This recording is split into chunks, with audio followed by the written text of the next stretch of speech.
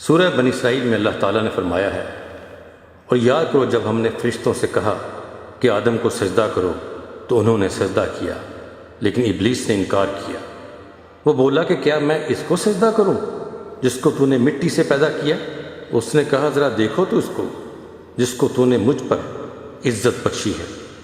اگر تو نے مجھے روز قیامت تک مہلت دے دی تو میں اس کی ساری نسل کو چٹ کر جاؤں گا، بس تھوڑے ہی مجھ سے بچ سکیں گے۔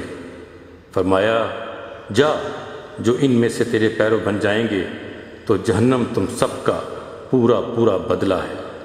تو جس کو اپنی دعوت سے پھسلا سکتا ہے پھسلا لے، اور ان پر اپنے سوار اور پیادے چڑھا لا۔ مفسرین بتاتے ہیں کہ ان پر اپنے سوار اور پیادے چڑھا لا کے جملے میں شیطان کو اس ڈاکو سے تشبیہ دی گئی ہے جو کسی بستی پر اپنے سوار اور پیادے چڑھا لائے اور ان کو اشارہ کرتا جائے کہ ادھر لوٹو، ادھر چھاپا مارو، وہاں غارت گری کرو۔